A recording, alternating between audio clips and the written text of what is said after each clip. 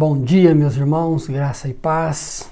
Passando aqui para darmos sequência ao nosso devocional, uma breve meditação. Estamos aí considerando a carta de Paulo a Tito, uma carta preciosíssima. Nós estamos no capítulo 2, vamos dar sequência continuando no verso 6, onde Paulo nos diz assim: da mesma forma, incentive os homens mais jovens a viver com sabedoria. Você mesmo deve ser exemplo da prática de boas obras. Tudo o que fizer deve refletir a integridade e a seriedade de seu ensino. Sua mensagem deve ser tão correta a ponto de ninguém a criticar. Então, os que se opõem a nós ficarão envergonhados e nada terão de ruim para dizer a nosso respeito. Paulo escreveu a essa igreja que está na ilha de Creta, cujo Tito é o seu líder e tem a incumbência de organizar esse trabalho.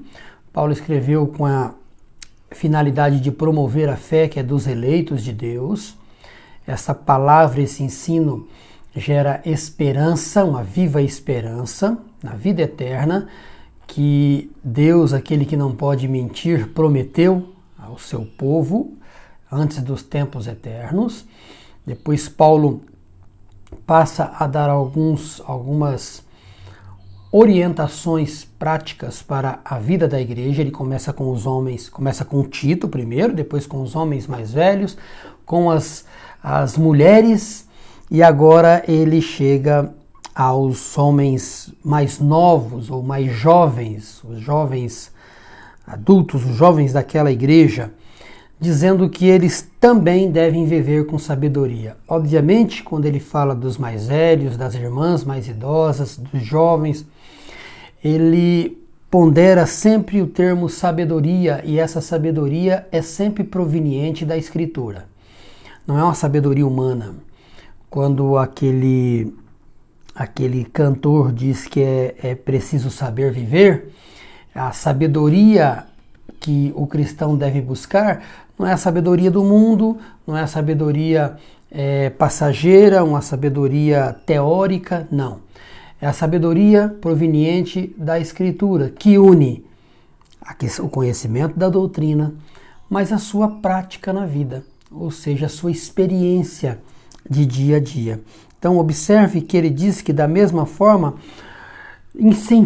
deve haver esse incentivo a esses homens mais jovens a viver com sabedoria.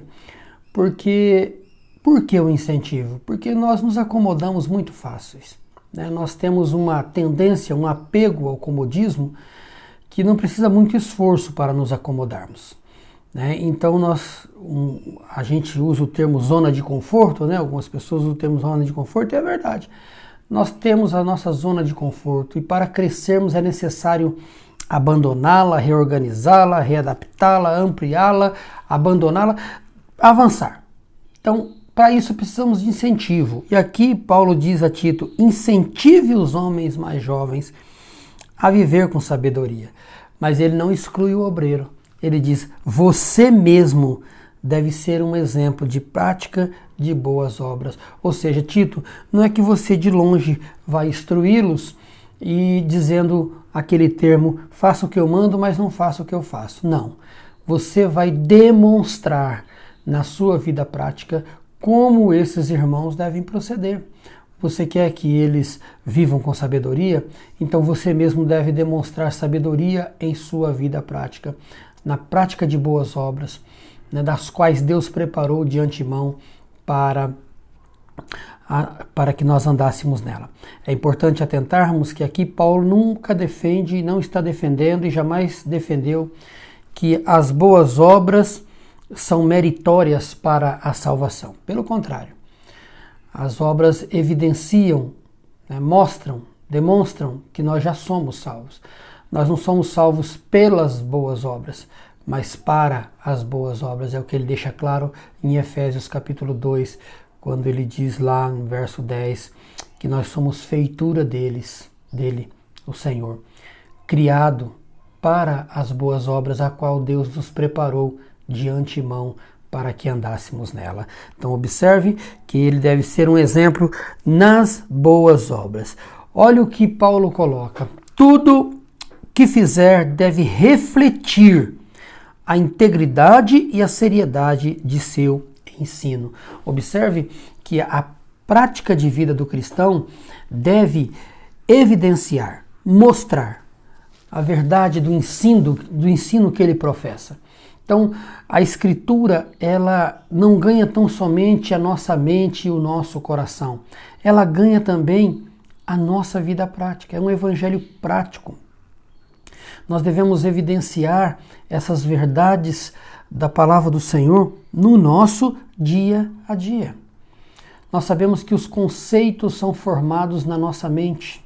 Paulo nos diz isso.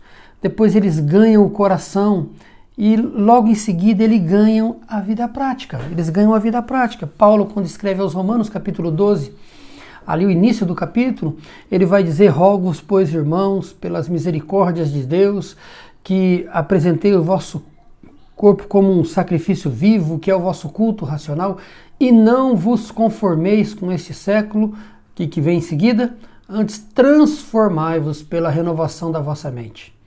Olha lá, renovação da mente, os conceitos sendo formados, né? Para que vocês experimentem qual seja a boa, perfeita, agradável vontade de Deus. Ou seja, aqui Paulo está dizendo: Tito, o seu modo de proceder, o seu viver, deve tornar evidente, deve ser claro, deve evidenciar a doutrina, o ensino que você prega aos irmãos. A sua prática deve estar aliada à sua fala, né? Deve estar aliada à sua fala. O que você conhece, o que você afirma saber acerca de Deus, deve ser uma evidência na forma como você vive a sua vida. O seu testemunho, ele deve estar aliado à sua fala, né? À sua fala.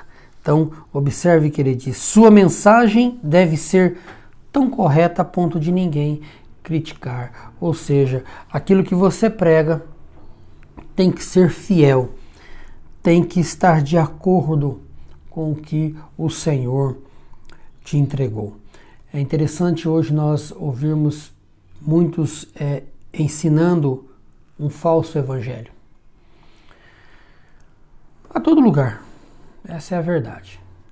E muitos, né, iludidos, correndo atrás dessas coisas, né, correndo desesperados, como ovelhas sem pastores, né? E aqui Paulo diz: sua mensagem deve ser tão correta. Correta não segundo os nossos padrões, irmãos. Correta segundo o padrão da Escritura.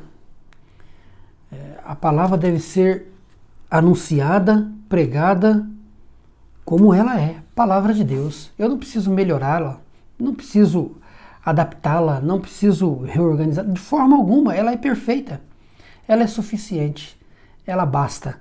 É dela que nós precisamos, é dela que a igreja precisa. Ela é suficiente para tudo aquilo que nós necessitamos para o nosso viver, conforme Pedro nos afirma. E ele diz assim: uma vez que esse ensino é claro, uma vez que esse ensino é verdadeiro, uma vez que esse ensino é íntegro, uma vez que esse ensino é fidedigno, não haverão, né, os que se opõem a nós, eles vão ficar envergonhados. E eles nada terão de ruim para dizer a nosso respeito, né? Ou seja, o verdadeiro ensino leva a uma vida diante de Deus, a uma vida dependente da graça de Deus, a uma vida que reflete o amor de Deus, a palavra do Senhor. Não uma vida desleixada, não uma vida voltada para o pecado. Não é que nós não pecamos. Nós pecamos, mas o pecado agora não é mais uma prática habitual. Não é mais algo que desejamos, que ansiamos, que anelamos e que buscamos. Não, nós buscamos agora o padrão da Escritura, viver para a glória de Deus.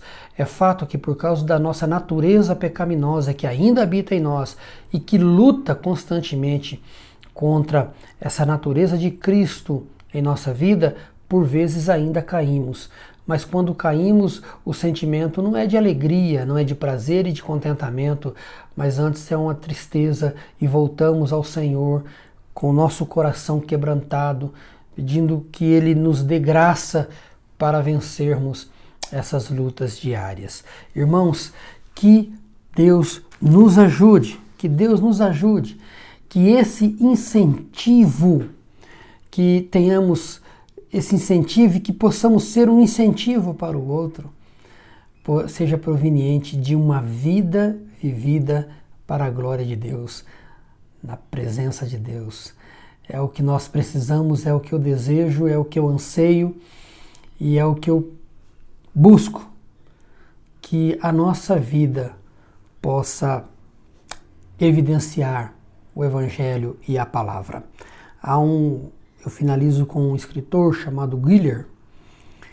Ele diz uma coisa muito interessante. Ele diz assim: cuidado com a forma como você vive a sua vida. E ele diz assim: talvez a sua vida seja a única Bíblia que alguém vai ler. E a pergunta é: será que as pessoas, ao olharem para a nossa forma de viver, elas conseguem identificar as verdades do Evangelho? Ou será que as nossas vidas estão mais parecidas com o mundo? Que Deus nos ajude, que Deus nos dê graça e que Deus abençoe o seu dia, em nome de Jesus.